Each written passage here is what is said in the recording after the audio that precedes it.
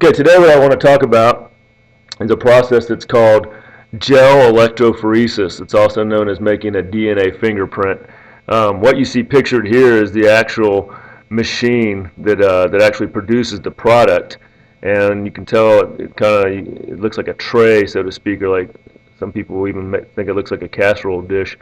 The product that this turns out is something that kind of looks like this, and many times on crime scene shows, when they convict somebody of a crime, they actually show this. They don't show a true reading, but they show um, the pieces of DNA that have been separated using this process. So what I'm going to do today is to describe how you get this finished product right here of DNA fragments. You can see that these have been tagged with the radioactive dyes, and that's why they're glowing. But these are all fragments of DNA of different sizes, and I'm getting ready to explain to you how you actually get a product to actually compare an organism's DNA like this. So, what I'm going to do here, what you have to start out with is, before you can do anything, is you actually have to have a sample of DNA that's from a crime scene, so to speak. So, we'll pretend like there's been a crime committed, and we found some DNA at the crime scene. We saw, so I'll put CS for crime scene right here. We saw several suspects in the area and asked them all to donate some DNA to us. And so we'll say that there were 3 suspects, and they have given us willingly their DNA. And we're going to put those in the little test tubes here. So this is suspect number 1, suspect number 2, and suspect number 3. What we're going to do is we're going to add the exact same restriction enzyme to each one of these test tubes. And we do that, those restriction enzymes are going to go to work and digest or break apart these DNA fragments into smaller pieces. Those restriction enzymes are going to cut these up.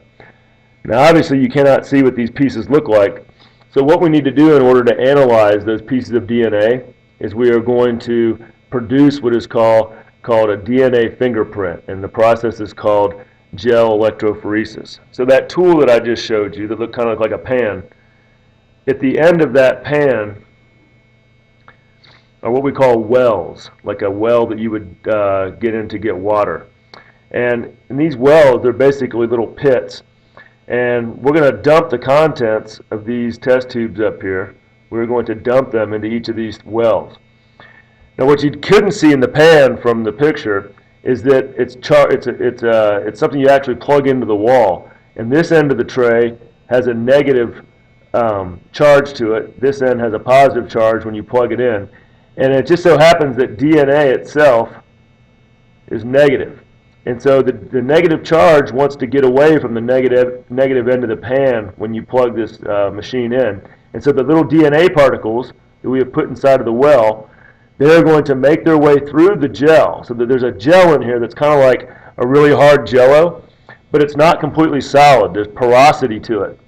And so the little tiny pieces of DNA, they make their way further through the gel than what the big pieces do. Because again, DNA is negative, and it's trying to get from the negative end of the pan or the tray to the positive end. And so if the crime scene DNA were to happen to look like this, since whoever the perpetrator was, that would be their DNA at the crime scene, we would look to see which one of these suspects had the DNA that matches up to what's at the crime scene in terms of the pieces. And obviously, numbers 1 and 3 do not match. I'm sorry, yes, 1 and 3 don't match, but 2 does. And so we would be able to say that suspect number 2 committed the crime. So there are several things that make these DNA pieces move. One being the charge, because the DNA is negative and wants to get to the positive end of the pan, but the other one is size. So these would be very large fragments on this end of the pan down here, and these would be very small fragments because the small pieces of DNA can swim through the little holes in the gel a lot easier. We could also use this to tell a paternity suit. Instead of crime scene, if we could change this to baby, and these would be 3 potential fathers, whichever father had the most pieces in common with the baby would be the dad. It would not be identical because obviously as fathers you do not make a clone for a child, so we would look to see who had the most identical DNA. If it were parents, we would take both sets of parents and analyze their DNA to see who had the DNA most in common with the baby.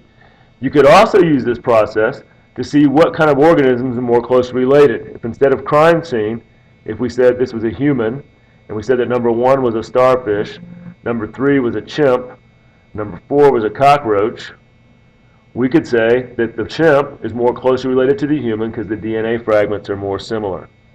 So again, this is called gel electrophoresis, and it's a way to identify organisms using their DNA by separating them on the size of the actual fragments created from using a restriction enzyme.